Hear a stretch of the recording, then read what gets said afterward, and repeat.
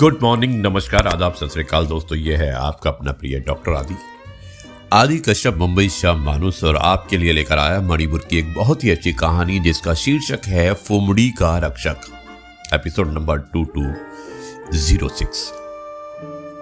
दोस्तों, लोकटक लेक की शांत लहरों पर सुबह धीरे धीरे उतर रही थी।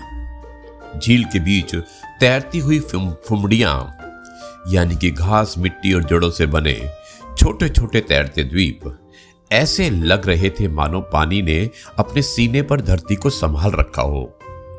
उसी झील के किनारे एक छोटी सी झोपड़ी में रहता था इबो मचा। सफेद दाढ़ी, झुकी हुई कमर और आंखों में गहरा सुकून। पूरा गांव उसे एक ही नाम से जानता था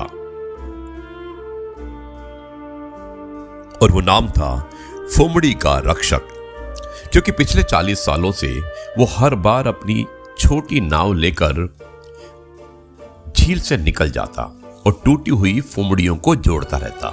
लोग उसका मजाक उड़ाते, बूढ़े, ये झील तेरे भरोसे नहीं करती, सरकार आएगी, मशीनें आएंगी, सब ठीक कर देगी। लेकिन इबो मचा सिर्फ मुस्कुरा देता और कहता, जिस दिन फुमड़ियां मर जाएंगी उस दिन इंसानों के दिल भी पत्थर हो जाएंगे। गांव के बच्चे उसे पागल समझते। एक बच्चा था थांगल, करीब 12 साल का, जो रोज स्कूल जाने से पहले इबो मचा के साथ नाव में बैठ जाता।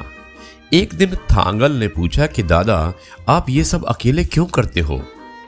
इबो मचा ने झील की तरफ देखा और फिर धीरे से बोला, क्योंकि बेटा, प्रकृति बोलती नहीं, बस सहती है। उस दिन हवा थोड़ी भारी थी। झील के ऊपर बड़े बड़े मशीन वाले जहाज घूम रहे थे। कुछ बाहरी लोग आए थे। वो झील के किनारे एक बड़ा रिसोर्ट बनाना चाहते थे। गांव वालों को पैसे का लालच दिया। कई लोग मान गए, लेकिन इबो मचा ने पंचायत में खड़े होकर कहा, यह झील सिर्फ पानी नहीं है, ये हमारी माँ है। लोग हंस पड़े।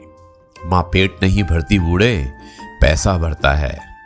उस रात इबो मचा देर तक सो नहीं पाया। वो अपनी नाव लेकर अकेला झील के बीच चला गया। आसमान में बादल थे, हवा तेज हो रही थी। उसने एक टूटी हुई फुमड़ी को हाथ से जोड़ते हुए धीरे से कहा, मैं हूं ना, तुझे डूबने नहीं दूंगा। अचानक तूफान आया, तेज तूफान। नाव पलट गई। सुबह जब गांव वाले झील के पास पहुंचे तो किनारे पर सिर्फ इबो मचा की पुरानी टोपी मिली। पूरा गांव सन्न रह गया। अब थांगल फूट फूट कर रोने लगा। 3 दिन बाद तूफान शांत हुआ, लेकिन एक अजीब बात हुई। जहां बड़ी मशीनें खड़ी थी, वहां की जमीन धंस गई थी। रिसोर्ट का काम रुक गया और जिस हिस्से की फुमड़ियां इबो मचा रोज ठीक करता था, वो हिस्सा बिल्कुल सुरक्षित बच गया। गांव के बुजुर्ग धीरे धीरे समझ गए, जिसे हम पागल समझते रहे, वो असल में हमारी सांसें बचा रहा था। उस दिन पंचायत ने फैसला किया, झील के आसपास कोई निर्माण नहीं होगा। बच्चे प्रकृति संरक्षण सीखेंगे और झील के बीच एक छोटी लकड़ी की पट्टी लगाई जाएगी। फुमड़ी का रक्षक इबो मचा। कुछ साल बाद थांगल बड़ा होकर पर्यावरण वैज्ञानिक बन गया। जब भी कोई उससे पूछता, तुम्हें यह प्रेरणा कहां से मिली, वो मुस्कुराकर सिर्फ इतना कहता, एक बूढ़ा आदमी था जो तैरती हुई धरती को अपना परिवार मानता था। दोस्तों, प्रकृति हमें हर दिन जीवन देती है, लेकिन हम अक्सर उसकी कीमत तब समझते हैं जब बहुत देर हो चुकी होती है। धरती को बचाना कोई बड़ा काम नहीं, बस उसे अपना मानना पड़ता है। यही मैसेज था आज की इस कहानी का। मुझे उम्मीद है कि आपको कहानी पसंद आई होगी।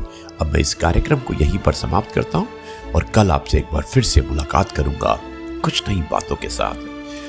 तब तक के लिए आपसे कहता हूं, जय गुरु जी, शुक्राना गुरु जी।